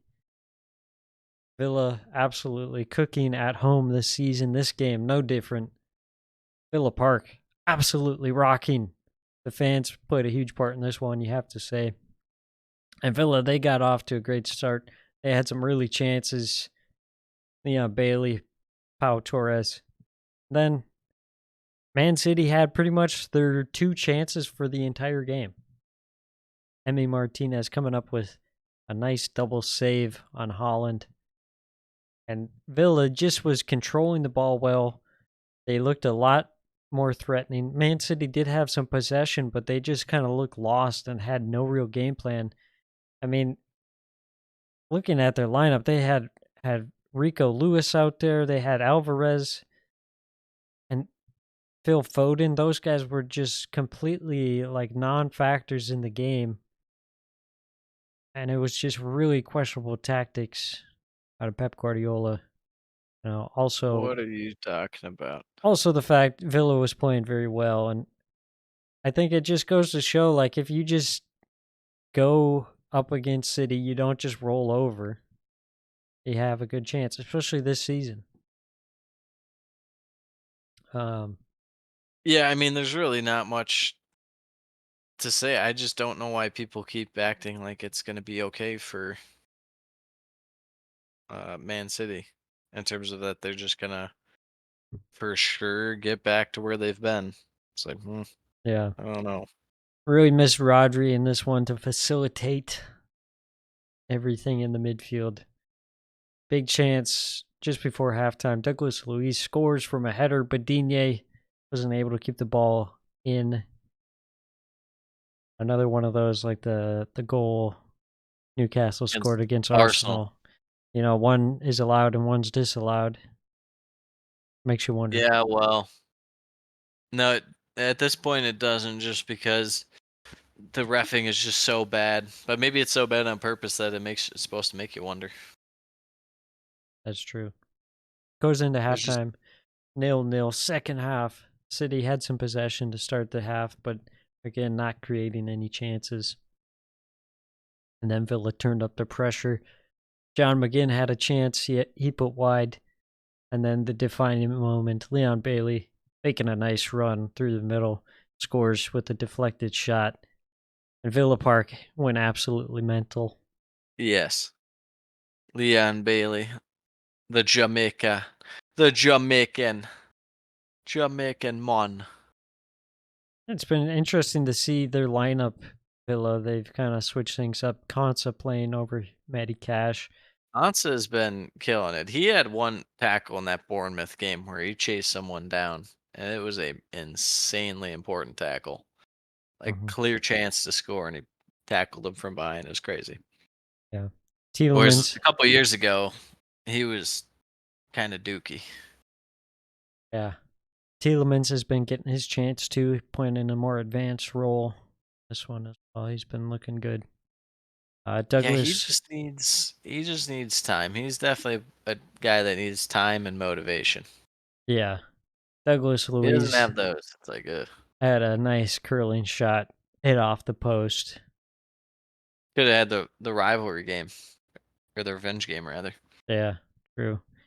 Anyways, that one finishes 1-0. Massive victory for Aston Villa. Again, Man City slip even further. Yeah, I don't know what else to say. Villa unstoppable bad. at home, and Man City are not the same team. Yeah. People just thinking Pep Guardiola is invincible and can't be stopped, and it's like, you know what? Even a great manager needs good players. When you're downgrading from Gundogan to Kovacic and stuff like that, it's not the same, brother. It's not Man the City same. couldn't even fill their bench. Yeah. Team who gets to spend 100 mil on a bunch of guys. Insane. That's how it be. That's how it be. Let's go to the other Manchester team. The team who's somehow 3 points behind Man City now. You believe that? This year, Sam? Man U are 3 points behind Man City? What a stupid season it's been. Very sick and twisted world we live in. What is this world twisted, as Louis Van Gaal would say? Absolutely. Oh gosh. Well, Marcus Rashford on the bench in this one, and you know what that means. Man, Time you to are about cook. to cook. Man, you are about to cook. Even though they didn't even. This is a weird game because it was like I couldn't tell if Man U actually looked better than normal, and Chelsea looked like bad Chelsea. or if it was a mix of both. And after watching it, I think I had to settle on it was a mix of both, but more Chelsea being bad than United being like above average for United's performance. But United, they were pressing very well early, the best I've seen them press all year. Chelsea trying to play out of the back. I don't know what they're thinking. I don't know what they're thinking. Moving way too slow. Chelsea give away a penalty. Somehow wasn't called right away. I I genuinely don't know how it wasn't called right away. Because as soon as it happened, I thought it was a penalty. And it had to go to VAR. They review it. It's a penalty.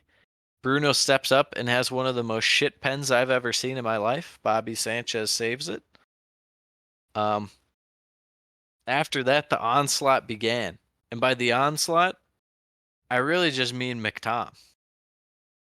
The unstoppable force versus the immovable object was McTom versus Bobby Sanchez in this game, Sam. It was truly insane. Imagine the world where West Ham gets McTom and Harry Maguire. They might be pushing for top 4, brother. They might be pushing for top 4, and then they turn around and get Ward Prowse and Kudus still. Oof. Both those guys fantastic in this one, McTom and Maguire. Yeah, a few chances for Man U, but Bobby Sanchez coming up big. But eventually, 19th minute, McTom scores on a power header as no one's marking him, because why would anyone be marking him? This whole like thing about Chelsea that I don't really get, and we talked about last week, been talking about for a bit, the whole like idea of them being young and there's not a leader and experience. It's like, if that's the case, why the hell is Thiago Silva on the field? What does he do? Because you hear the announcers all the time talking, they're like, oh, savvy vet, knows what to be and what to do, where to be. And it's like constantly this year he's like shrugging his shoulders and like looking around at the other defenders. Meanwhile, it's like it's his fault like over half the time. Mm-hmm. I just don't understand it. Which was the case on this goal. And Sam, I tell you what, Chelsea, I don't care how much they spend, they gotta get a 9. If they're gonna be serious, they have to get a 9. It doesn't mean they can't play Jackson, but you might have to play Jackson more in like an out wide role, because he definitely has use in terms of being able to run. But man, run and dribble, that is. But man, the finishing right now is not there, Sammy. It is not there, brother. He's 1-on-1 with Onana. Could not score. Mudryk had 2 good chances. One he hit the post on. And one, Onana, I don't know what he was doing. He was like shading the other side of the post, almost daring Mudryk to shoot it. And Mudryk rolled it just wide of the post. Chelsea just not able to get it going and attack. Then we got Sterling shamelessly diving out here, which somehow not really went to VAR review, but VAR looked it over for like 30 seconds before deciding that it wasn't a penalty. And just keep in mind, Sam, all of this is created not because Chelsea's passing is great or anything, but because Victor Lindelof was like in no man's land. Like, I think his mind was on something else in this game. There's a reason he got subbed off at halftime. Really, the best performers in this game were McTom. Amrabat actually had by far his best game for Man U. He actually was doing pretty well. Maguire was solid. Delo was solid. That was probably about it. Garnacho played a little better as the game went on, but nothing amazing. But Chelsea do get the goal right before halftime, Sam. Cole Palmer. Their best player. See, I will say this. He's the second best player. And I will get to who the best player is. I've said it Ukraine before, but ball. no. He's the best player in the Premier League, I think. Somehow got an assist on that. When you texted me, he got an assist. I couldn't believe it. He like barely. He like didn't even really pass it. We passed it, but Cole Palmer like made a run across the width of the 18-yard box and shot it. Like, how's that an assist? He dribbled the ball like 3 times. It's not. I don't think that's an assist. Gets the Onana. You could say probably should have had it. I don't know. It wasn't the fastest, but it was well placed. I mean, it was pretty much side netting, post and in. And Chelsea, for as crazy as the half was, goes into halftime 1-1. They should be down. Realistically, Chelsea should have been down probably like 4-2 at halftime, I would say. If we're just, saying Man U would score a couple of their chances, Chelsea score a couple of their chances. But Man U had amazing, amazing chances. But Bobby Sanchez was coming up huge. Second half, Chelsea start off really strong inside the first 10, 15 minutes. Couple of fantastic opportunities. One for Enzo Fernandez as he goes for a no look flick for some reason and completely whiffs on it as he's in front of net with no one marking him. And then Nicholas Jackson from maybe 3 yards out, as he has the height advantage, the jump advantage, heads it high and wide. It was almost like a Kai Havertz on Chelsea kind of chance, and you're like, wow, that's just bad. And then after that, man, you kind of settled in for the next 10, 20 minutes. Created a couple decent chances, but it was more just about gaining control of the game for him, and then eventually Garnacho with a little sauce. Nice little cross into McTomu. Boshes it in once again, Sam. He's amazing. He's the Scottish R9. What is there to say? Why is Scotland not playing him as a striker? True. He's already better than Shea McAdams. Oh boy. Okay. Yeah, after that, Man U were kind of limited Chelsea in terms of Chelsea didn't really have many chances down the stretch. Man U kind of sucked the life out of the game. Finishes 2-1. This game for Chelsea, I mean, outside of Sanchez, Colwell was okay. Caicedo got a lot of shit. He was okay. Palmer was good. Other than that, it was a disgrace by everybody. Everyone touched the field. This includes Reece James, who got subbed on. And I'm worrying, Sam, that Reece James might be at the point to where he's just injured and he's not the same guy. Like Bayerian style. Like, he got abused so much. Different injuries, obviously. Never tore his ACL. He's just had so many like soft tissue stuff that he might not be the same guy. And I think we can just say it. Enzo Fernandez is in the Bruno class. He's not really world class, but he's just a tick below that because he just doesn't show up quite enough. Completely different players in terms of Bruno's kind of more attacking, whereas Enzo should be more of a connector between the defense and midfield. But, like if you're comparing it to like Jorginho, like peak Chelsea Jorginho, he's way below that. Yeah, he's not winning any Ballon d'Ors, that's for sure. No. But anyways, what I was going to say when you said Cole Palmer is the best player in Chelsea, it's not true. He's second best. And the best still remains who it was before. It's Conor Gallagher. This team looked like completely lost without Gallagher running and winning the ball constantly and connecting the side-to-side passes and stuff. It was insane. It was actually insane. Like, the team that played Saturday looked completely different. And it's because Conor Gallagher. And it's like, how is that even possible? I don't even know. Also, what does Broya have to do to get a start? Because he came on and actually looked pretty decent. He hit the post in the 90th minute. So I don't know what he has to do to play, but I would probably just start playing Badiashile over Thiago Silva. I don't know where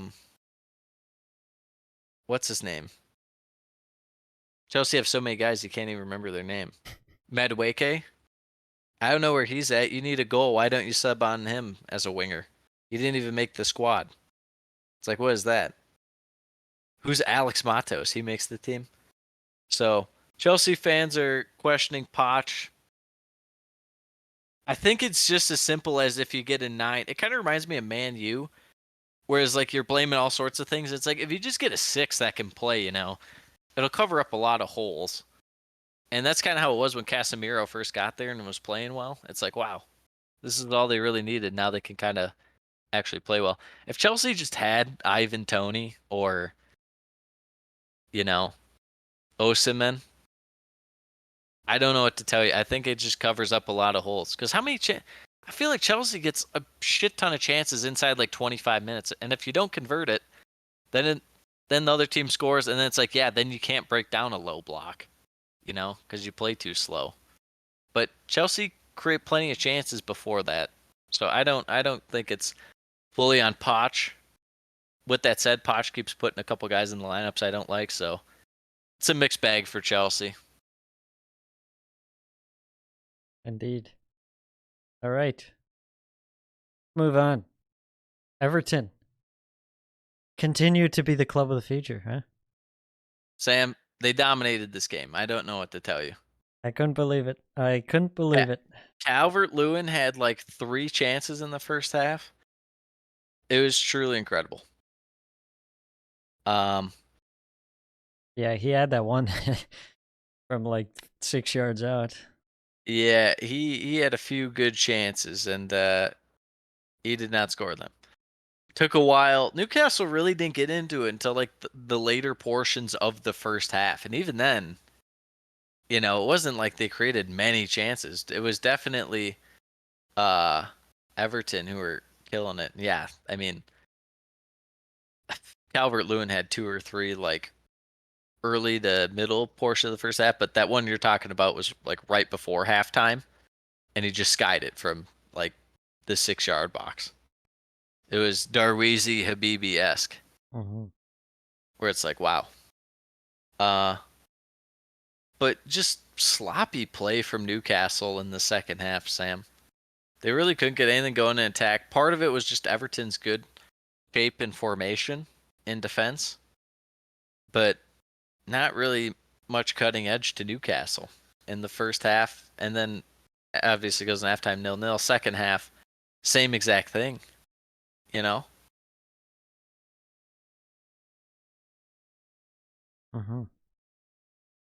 But Everton get on the board, 78th minute. Dwight McNeil, Sam.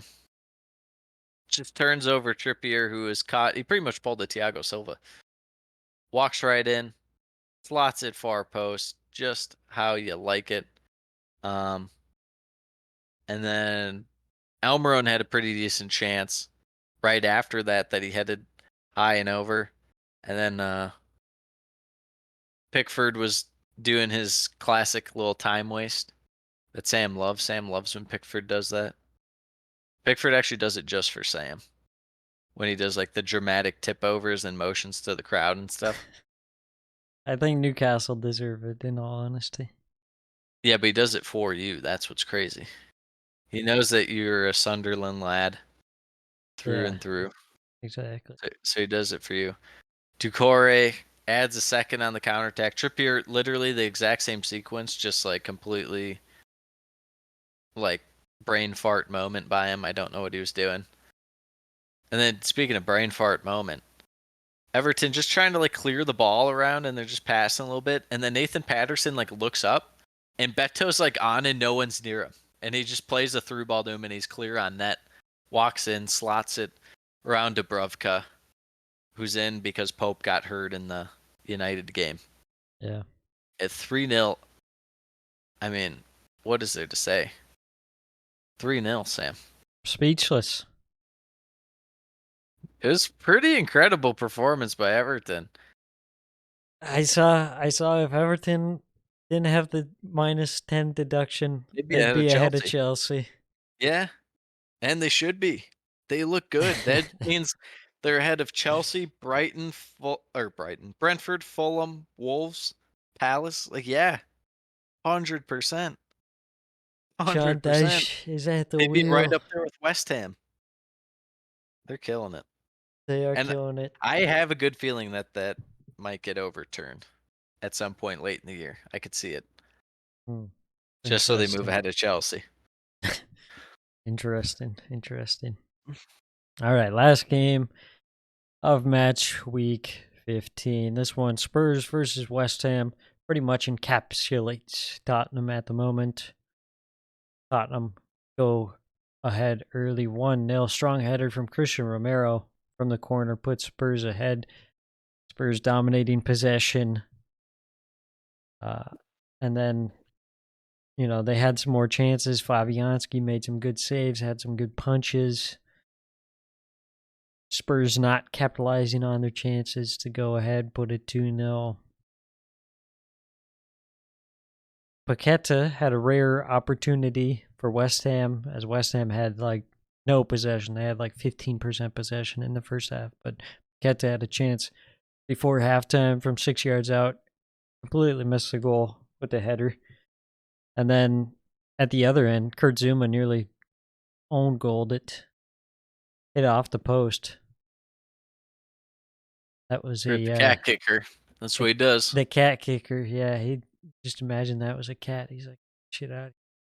Yeah. Went into Right off the halftime, post. 1-0. West Ham kind of lucky to get the equalizer right off the bat, 52 minutes. Fortunate bounce. Kudus just has a long shot, kind of pings around and then just falls to Bowen, who's through on goal and scores. And that changed the game. West Ham a bit more into the game. Spurs still definitely had the majority of the possession, and they just kind of looked lost in terms of how to break down West Ham's defense. They were really lacking that creativity of a James Madison. The Lo Richarlison- Celso run has ended, brother. The Lo Celso run has ended, yes. At times it's like you have Christian Romero pushing forward and he's in a 10 position, a spot that De Bruyne or Odegaard would be. Okay, this ain't it, Chief. You know what? Where they went wrong is Brian Heel didn't start. Yeah, that's true. Our boy Brian Heel. Yeah. The Yeah, I Beatles mean owner. Tottenham 75, West Ham 25 in terms of possession. Yeah, it was Crazy. brutal. Richarlison got subbed on, had a huge miss from about 6 yards out with the header. Classic Richarlison. Then a few minutes later, West Ham pick up the winner. Or back pass from Udogi. Forces Vicario to come out and he pushes the ball out. Falls to James Ward-Prowse. His shot hits off the post, but he collects his own rebound and scores. Then West Ham hold on. They defend strong. They keep out Tottenham Hotspur. They pick up another win. West Ham Spurs fall Tottenham 1 are a sinking point ship. out of their last 5 games. They have 0, right? Or 1. I think 1. I Through know that they're Tottenham, the first or, team City. in Premier League history to go up 1-0 in their last 5 games and not win one. Yeah. Yeah, last 5 results. Lost to West Ham, draw to City, lost to Villa, lost to Wolves, lost to Chelsea. So Imagine having your season ruined by Chelsea. That's pretty tough. They were on top of the world before playing Chelsea. they were on top of the world. Been a long fall, that's for sure. Yep. All right, Sam. Should we get to some predictions? Yes, sir. All right. Crystal Palace, Liverpool, Selhurst. This is the worst Crystal Palace have ever started specifically at home in a Premier League season. I believe it. Yeah, they really have not. Selhurst, not been a fortress. They have 5 points from 7 games. Yeah, I think this game will probably be a lot like the Sheffield game for Liverpool. Not a super inspiring performance, but I think they'll get the job done 2-0. Yeah, I've seen this movie plenty of times from Crystal Palace where they just don't really do anything even after they concede. I'll go Liverpool 3-1. Burnley versus Brighton. I have no At the faith Amex. in Burnley whatsoever. Brighton's kind of weird. I don't know what to make of them, but yeah, They are weird. Burnley. Burnley, can you believe that these teams have played 10 times in the Premier League? Doesn't it seem like a lot?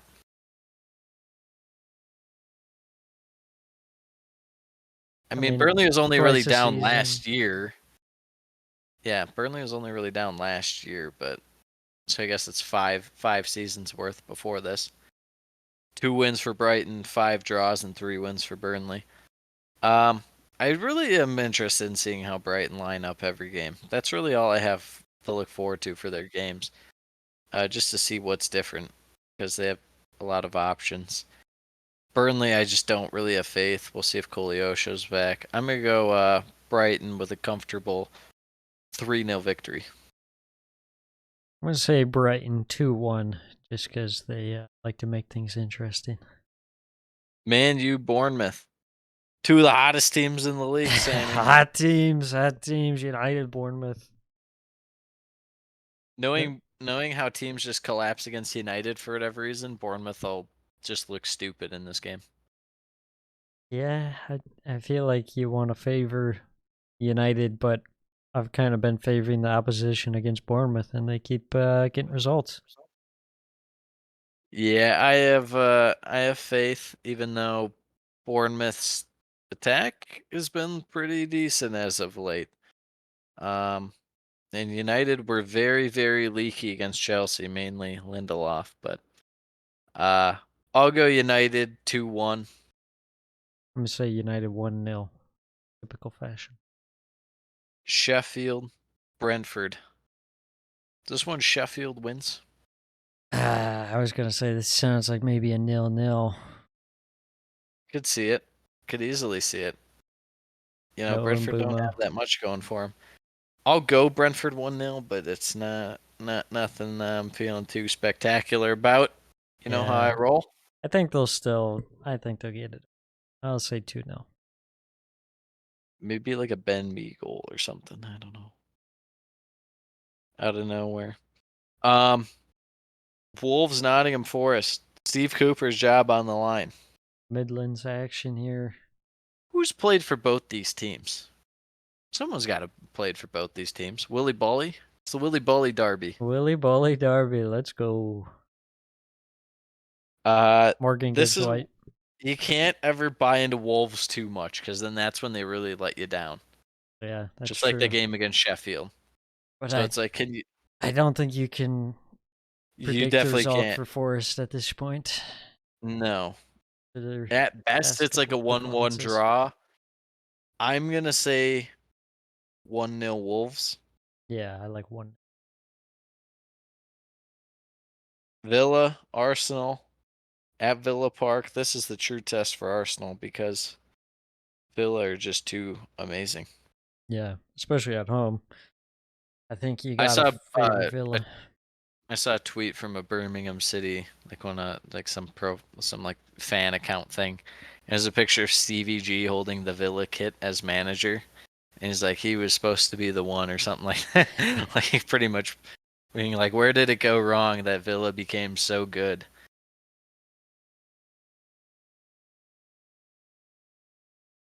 Once they dumped us, or yeah. That's the joke for a Birmingham City fan. Like, they wanted him to stay Yeah, in charge because they hate right. Villa. Anyways, with this one, it's going to be so tight. I mean, Arsenal have come out and laid some duds, but they haven't been punished for it. There's a chance that this is the first one where they come out, lay a dud, and they actually are punished like 4-0 for it. I wouldn't rule that out. But then again, it's like when people start talking about streaks, it's like you're bound to jinx it at some point. I'll say Villa 2-1.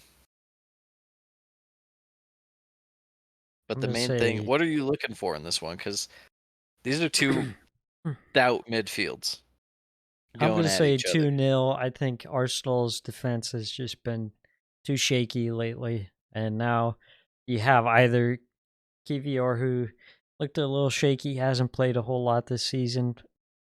I don't really care for him in the fullback position. I think he's more competent as a center back. Zinchenko error is my prediction for this Yeah, game. and then otherwise you got Zinchenko, who probably will start, and he's just a massive life. So Yeah. All right, Sunday games. Everton, Chelsea. Can Everton get like a 10-point boost and then like another 10-point boost, and then they could be like top 4 contenders? They have the ban reversed, and then they get 10-point boost for being so good. they get reparations For being wrongly for being accused. wrongly accused. Yeah, Oh shit. they get 10 of Chelsea's points. I mean, you never know which Chelsea shows up, but if Goodison's bouncing, what would make you not think that Chelsea are gonna have like a panic moment and look like shit? I don't know, because it's Chelsea, and it's like, yeah, you Do you think this is probably just where they say show up for no Everton reason? out of form, and then it's like, okay, well, Chelsea Or are you think struggling Everton for kind some of reason. peaked in terms of it's like, oh man, they're running, they're hot, they got a couple wins, they beat Newcastle 3-0, Yeah, and now it's a letdown? right. I I mean, don't see it. I'm going Everton 2-0. extra day rest for Chelsea. I'm gonna say 2-1 Chelsea. Jesus, you're crazy. I am crazy. You're never gonna buy into Everton until it's too late. Yeah. It's not too late. It's never too late. Hey, I was Fulham. out here in freaking September saying, "Hey, Everton aren't that bad."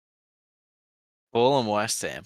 This is an intriguing game. This might be like sneaky game of the week potential on this one. Yeah, you got the red hot offense versus the red hot defense. All time in 26 games, it's 16 wins for West Ham, 4 for Fulham, and 6 draws. I'm like, that's kind of weird. Interesting. Yeah. Yeah, I kind of like the way that West Ham are rolling, especially it seems like they're back to being more effective on the counter. Fulham gonna have to break down West Ham a little bit, not play so much transition game. I'm gonna go with a 1-1 draw. I think it's gonna be a nice little game. If I had to pick a winner, I feel like I'd lean more towards West Ham, but I'll go with a draw. I'm gonna say 2-2. I like that. Luton, Man City at the Ken. Come on, Luton. Come on, lads.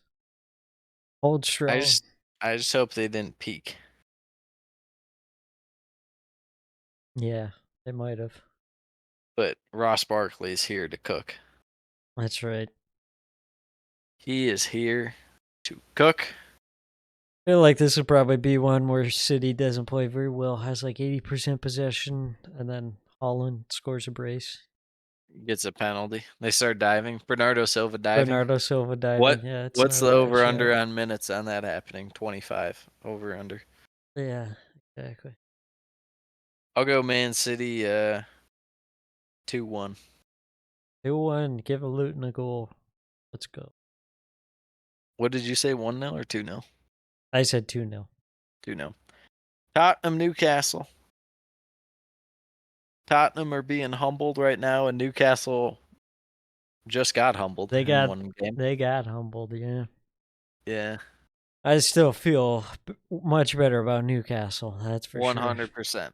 I mean, let's not kid ourselves here. While Everton played well, it took until the 78th minute for them to get a goal, and it's because Trippier like tipped over and had a terrible back pass.